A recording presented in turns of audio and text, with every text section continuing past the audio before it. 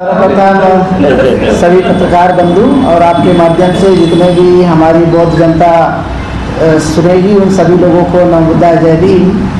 आज हम लोग यहाँ पर पत्रकार परिषद में उपस्थित हुए हैं। माननीय आदरणीय रत्नाकर गणवीर जी, वैसे ही प्रकाश दासरथ जी, सुनील सारीपुत्र जी, रणवीर वानखेड़े जी और निर्भय बागड़े जी और हमारे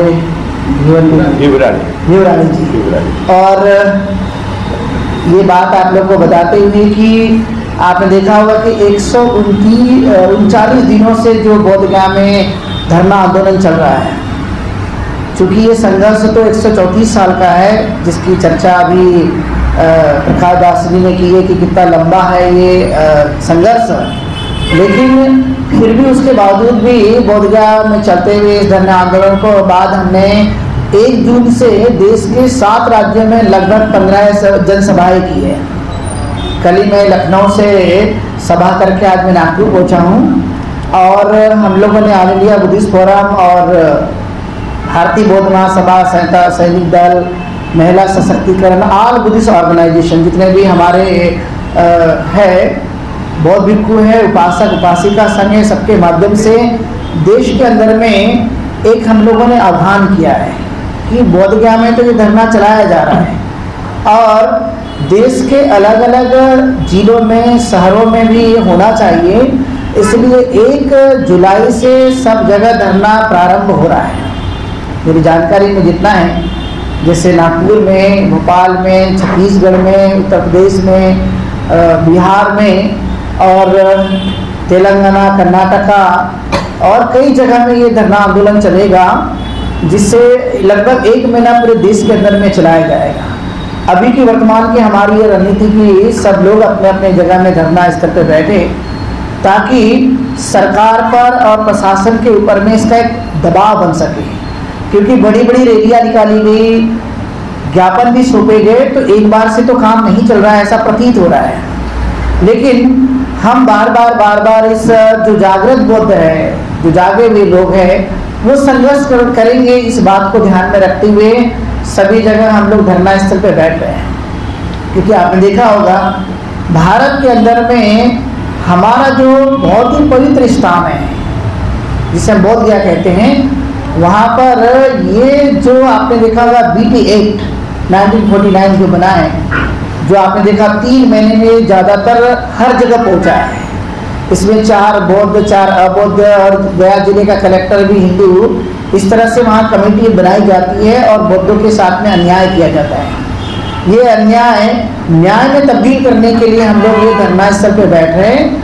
हम लोगों से आह्वान कर रहे हैं कि चाहे आप कोई भी संगठन से जुड़े हुए हो, आप अपने अपने संगठन के माध्यम से बैठिए, अपने अपने संगठन का बैनर लाकर भी आप लोग उस सभा में या धरने में आप शामिल हो सकते हैं। सब लोगों के लिए हमने आह्वान किया हुआ है। इसलिए हम ये चाहेंगे आपके माध्यम से कि जहाँ जहाँ पर भी हमारे बौद्ध अनुयायी हैं, बौद्ध भिक्षुगण हैं, वे सभी के सभी धरना पे जहाँ जहाँ पर भी आप रहते हैं, वहाँ पर बैठ करके प्ले कार्ड, जहाँ पर बौद्धों के साथ न्याय होना चाहिए, महाबोधि महाविहार मुक्त होना चाहिए, BT एक्ट 1949 रद्द होना चाहिए, ये सब अपने प्ले कार्ड के माध्यम से आप लोग सरकार को दिखाते रहे। इसलिए हमने समय रखा है सुबह से शाम तक का, और ये लगातार जो है चलते रहेगा, जिसमें बहुत सारे जो हमारे लोग होंगे उसमें शामिल होंगे और शामिल होकर अपने मन की बात लोगों से कहेंगे कि हमारी मंशा है कि महाविहार बौद्धों के हाथों में होना चाहिए। और इसी बार आपने देखा होगा पहले के आंदोलन में और अभी के आंदोलन में काफ़ी कुछ फर्क है। पहले आपने देखा होगा बौद्धों के पॉपुलेशन कम था। बाबा साहब अम्बेडकर की धम्म क्रांति के बाद आप देखते होंगे कि अभी तक यदि 2025 तक की बात करें, 2011 में जनगणना हुआ था, लेकिन उसके बाद यदि नहीं हुआ था, लेकिन फिर भी आपने देखा होगा आज देश में सभी जगह बौद्धों की संख्या बढ़ती हुई नजर आती है। सोशल मीडिया का जमाना है, बहुत सारे पढ़े लिखे लोग हैं, तब के और अब के समय में काफ़ी अंतर है, और इसलिए आपने देखा कि लाखों की संख्या में इस बार बौद्ध लोग सड़कों पर आए। लगातार 3 महीने तक सभी जगह में ये आंदोलन चलाया गया।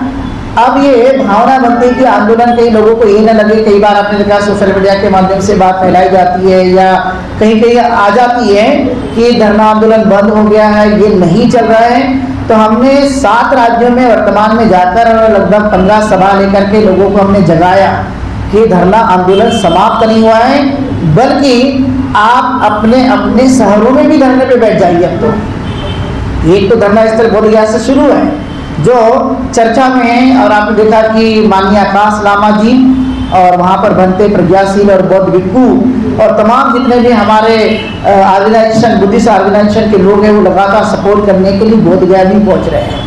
हमारा ये सबसे अपील है कि हम लोग ये कंपटीशन के साथ नहीं बल्कि कोऑर्डिनेशन के साथ इस आंदोलन को बढ़ाएं। यदि हम बोल रहे हैं तो सबकी मांग एक है, सबका दुख एक है, सबकी समस्या एक है, तो एक जगह एकत्रित होकर के इस आंदोलन को आगे बढ़ाने के लिए हम सब बोध लगे, ये निश्चित तौर पर होना ही चाहिए। हम ये अपील भी करते जा रहे हैं और इसलिए जगह जगह सभा सम्मेलनों के माध्यम से, और अब तो धरना भी शुरू होगा जो 30 दिन तक लगातार चलते रहेगा। सर्वविदित है कि 16 मई को हेयरिंग हुआ था, 12-13 साल के बाद पहली बार यह हेयरिंग हुआ सुप्रीम कोर्ट, माननीय सुप्रीम कोर्ट के माध्यम से। और आपको बताया कि 29 जुलाई को भी हेयरिंग है, और इसीलिए हम सब लोग ये एक प्रकार से काम करने के लिए, सिर्फ काम ही नहीं तो एक्शन में आने के लिए हम लोग शासन प्रशासन को ध्यान दिलाने के लिए कि बौद्ध लोग अब ऐसे नहीं हैं कि आपने हमारी बात नहीं मानी तो हम अब शांत बैठेंगे। अब के बौद्ध ऐसे हैं कि यदि आपने बात नहीं माना तो हम पूरी तरह से आगे चलकर हम सड़कों पे भी बैठने के लिए तैयार है। इसकी तैयारी भी हम लोग कर रहे हैं। 1 महीने में यदि हमारी बात नहीं मानी तो इसके लिए हमारा आगे का प्लान होगा, बात की पत्रकार परिषद में वो बात आप लोग को बताएंगे। लेकिन अभी का हमारा जो तत्कालीन मुद्दा है कि देश के अलग अलग कोने में, शहरों में 1 महीने के लिए हमारे बौद्ध जितने भी संगठन हैं जिनकी श्रद्धा महाबोधि महाविहार के प्रति है और उन्हें लगता है कि ये आंदोलन सफल होना चाहिए और महाविहार हमारे हाथों में आना चाहिए, वे सब से हम अपील करते जा रहे हैं कि कम से कम वहाँ पर ये 1 महीने के लिए धरना स्थल पर बैठिए। हमें कोई भी संगठन क्यों ना हो, हम सबका स्वागत करते कि आइए बैठिए, अपनी हिम्मत दिखाइए एक जगह बैठ करके। हम ये नहीं कहते कि सिर्फ फेसबुक में हमें चलाना है धरना, हम ये नहीं कहते कि सोशल मीडिया में चलाना है। सोशल मीडिया तो प्रचार प्रसार का काम करता है, जो तत्कालीन खबरें दिखाने का काम करता है, लेकिन कम से कम 1 महीने के लिए बैठिए, जगह पे बैठिए, धरने पे बैठिए। ये अपील करने के लिए आप लोगों के माध्यम से सभी जनता को हम अपील कर रहे हैं। कल नागपुर में ठीक संविधान चौक में 10 बजे हमारा ये धरना प्रारंभ होगा और 6 बजे तक चलेगा। प्रतिदिन का यही हमारा शेड्यूल है। जैसे कि बताया गया कि पूजा वंदना होगी, उसके बाद सभी मान्यवरों का वक्तव्य होगा और शाम को पुनः फिर वंदना के साथ में ये हमारा धरना आंदोलन उस दिन के लिए रुकेगा और फिर पुनः दूसरे दिन हम लोग वही सेम टाइम पर जो है ये धरना शुरू करेंगे। लगातार ये 3 दिन तक चलेगा।